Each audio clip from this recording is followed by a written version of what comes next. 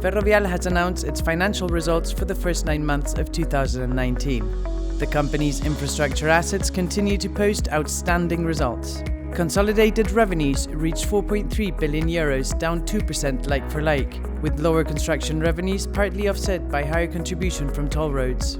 Ferrovial's toll roads showed strong EBITDA growth with close to 60% contribution from the US. The managed lanes in Texas maintained their excellent performance with double-digit EBITDA growth across the board. The I-77 Express continued to show strong promise after 4 months of operations, with transactions growing by 44% from June to September. Ferrovial announced the award of a new managed lane, the NTE 3C, an extension to the north of the NTE 35W in Dallas-Fort Worth, with an enterprise value of over €900 million. 407 ETR saw a significant turnaround in traffic, which grew by 1.5% in the third quarter, taking traffic growth in the first 9 months of the year to practically neutral levels. The 407 ETR's EBITDA grew by 8.4% in the first 9 months of the year, allowing the toll road to announce a dividend for full year 2019 of plus 14% to over $1 billion Canadian dollars. An agreement has been reached to sell 65% of Ausol toll road for €447 million, and a call and put option have been signed for the remaining 15%. The implied valuation of the sale is 60% above market consensus, showing strong appetite for this type of asset.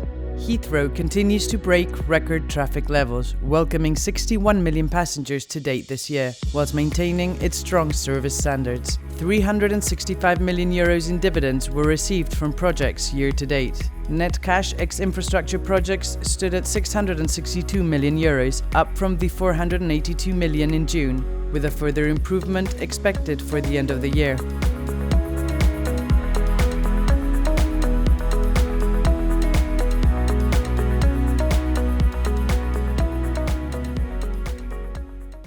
Yeah, the 407 traffic in this quarter has been very good.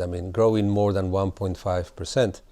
And this leaves the year-to-date figure close to flat. And remember that the first half of the year we had very bad weather compared to 2018. This traffic performance really helps the financial performance, and we have more than 10% growth in revenues.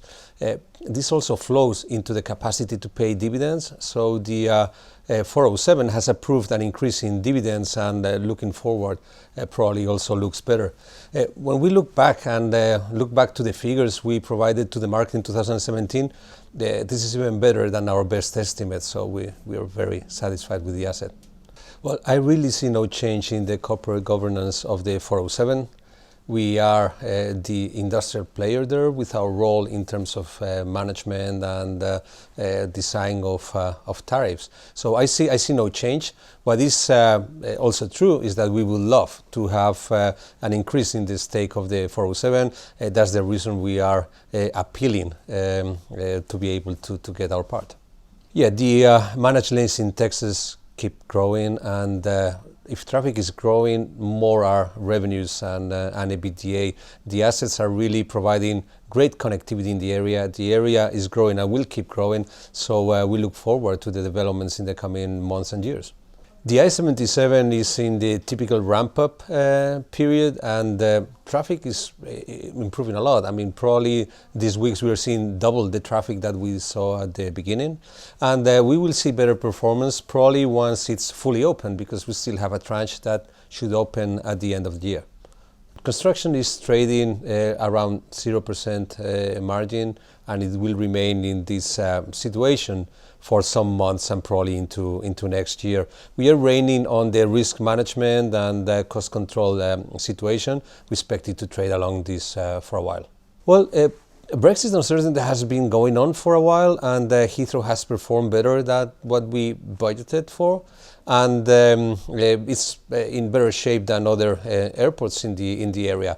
And all the airlines have moved to really get the permits to fly pretty much in any situation. So our view of the Brexit impact is better. Of course, we will have to trade along it, but it looks better. Well, the board of Heathrow will decide on dividends at the end of the year, but it's true that performance is better, leverage is better, the asset is delevering, and there's room for dividends. But this is something that will have to be decided at the end of the year. Cash flow has been better this quarter than in the prior months, so we have a better net cash position. But really, the end of the year, we'll see the improvements of dividends coming from the NTE, more dividends in general from infrastructure, and the sale of Ausol that is pending but should be closed before year end.